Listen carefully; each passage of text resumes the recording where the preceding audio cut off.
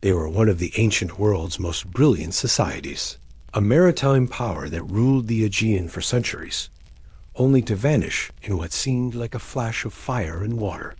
Europe's first great civilization, the Minoans, built a Bronze Age world on the island of Crete, filled with monumental palaces and art, so alive it practically leaps off the walls. They had it all: stunning cities, incredible art, and a powerful fleet that was the envy of the Mediterranean. Then their world turned to ash. For centuries, what caused their collapse was one of history's biggest question marks. Was it the single greatest volcanic eruption in recorded history?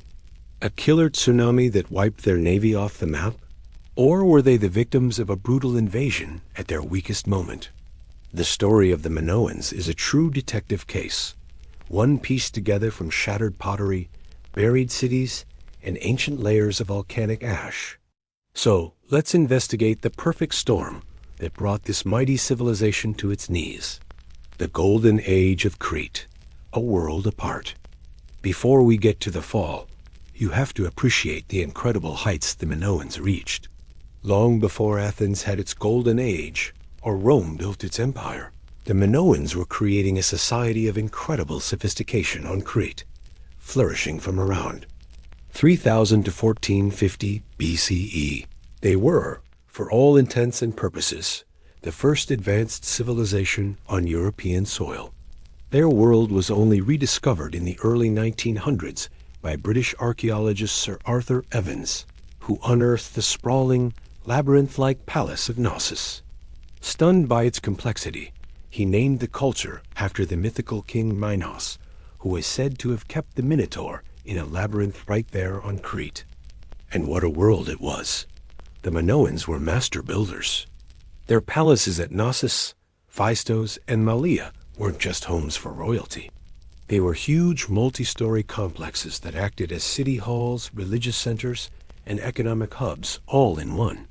These were practically cities in their own right, featuring advanced designs that wouldn't be seen again for centuries, like intricate drainage systems and even evidence of piped water. The palace walls were covered in breathtaking frescoes, vibrant paintings that show a world full of life. They depict scenes of leaping dolphins and graceful birds, along with mysterious rituals. Most famously, the spectacle of bull leaping, a dangerous athletic feat that must have had deep religious meaning. What's really striking is what these complexes are missing: giant walls. Unlike the heavily fortified citadels of their neighbors, the Mycenaeans on mainland Greece, Minoan cities were relatively open. This has led many to believe the Minoans lived in a state of relative Pisa Pax Minoica, or Minoan peace, secured not by walls, but by their control of the sea. However, more recent archaeology suggests some towns did have fortifications, painting a more complex picture. Their fleet was the foundation of their power.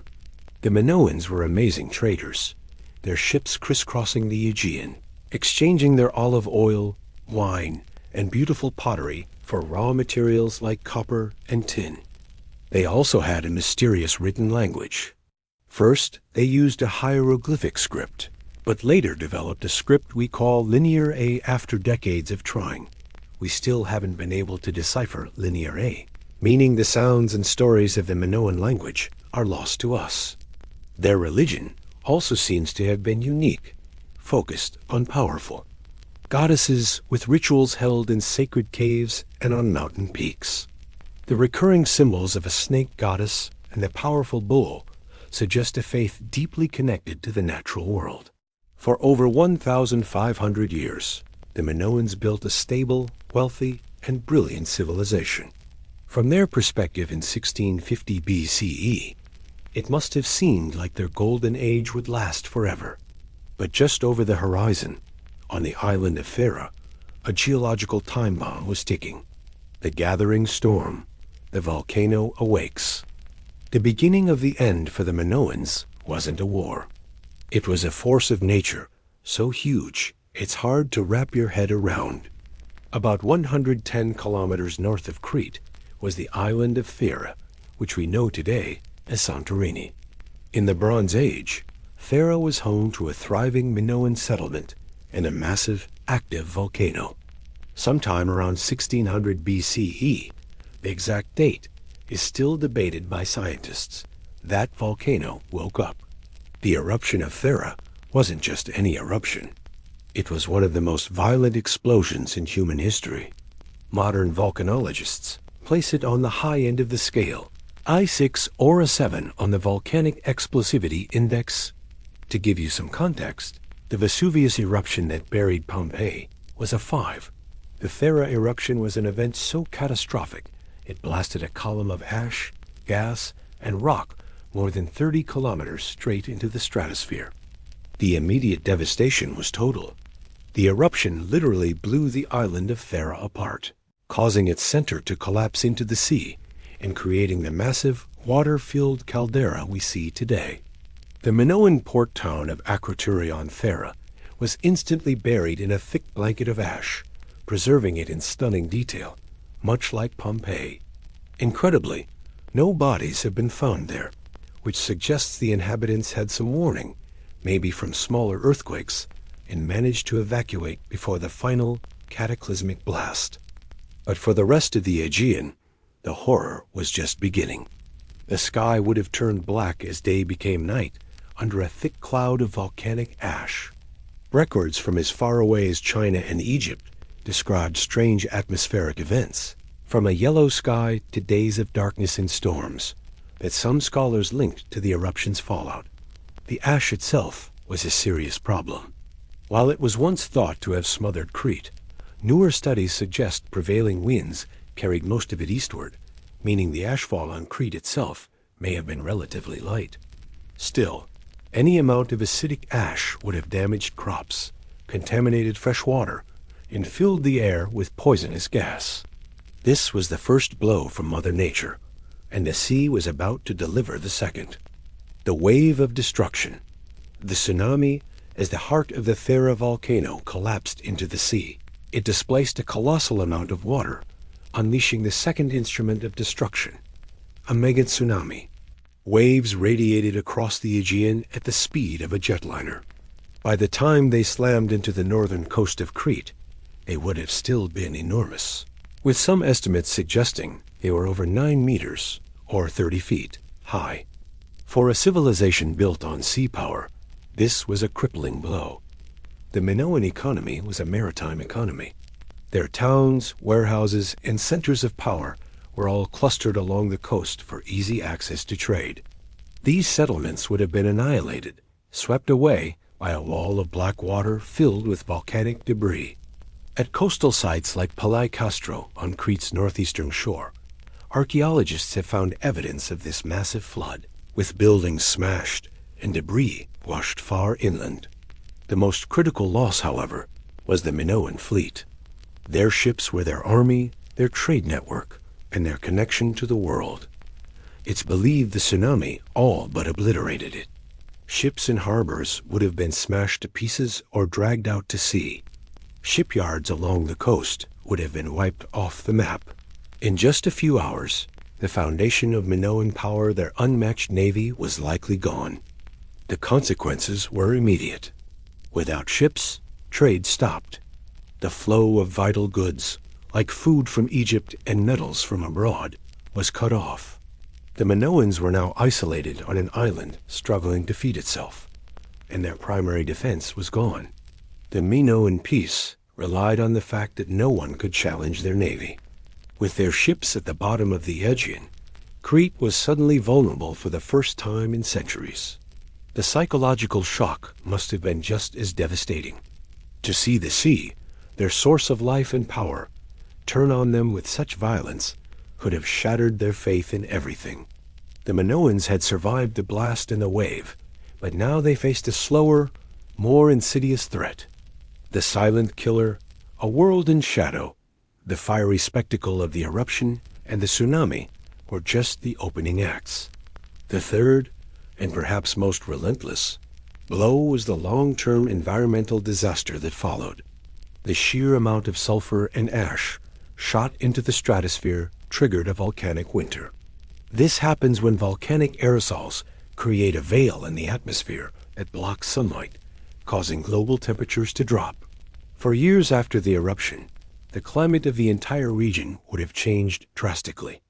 We can look at the 1815 eruption of Mount Tambora, a smaller event which led to 1816 being called the year without a summer, causing crop failures across the northern hemisphere.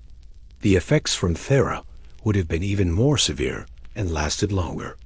Across the Aegean, growing seasons would have been cut short by the cold, and harvests would have failed.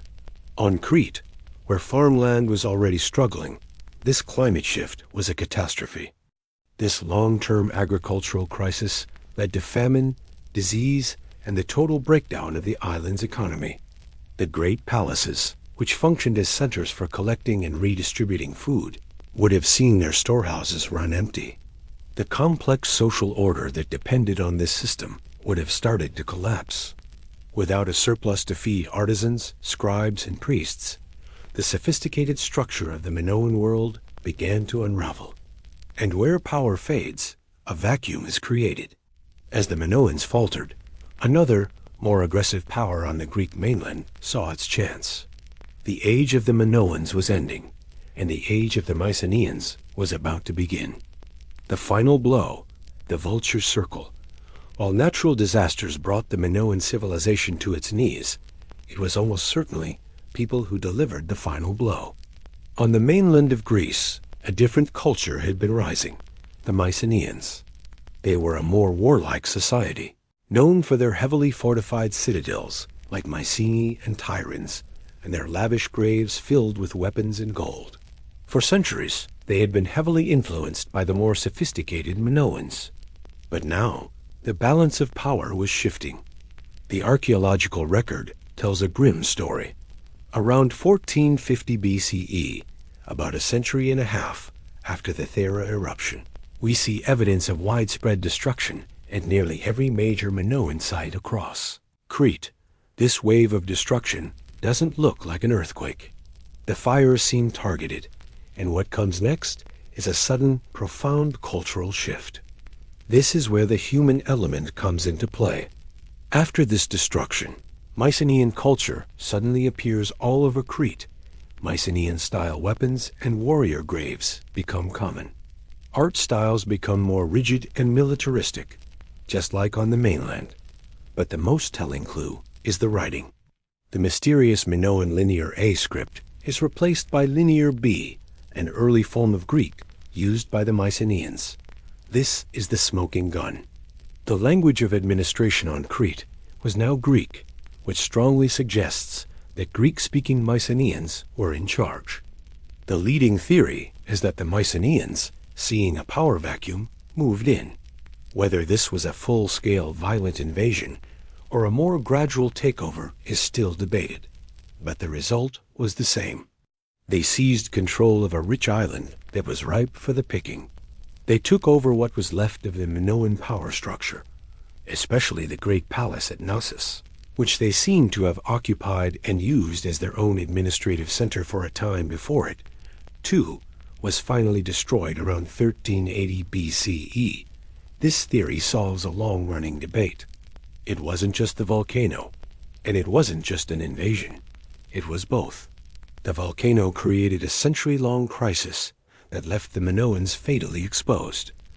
The Mycenaean takeover wasn't the cause of the collapse.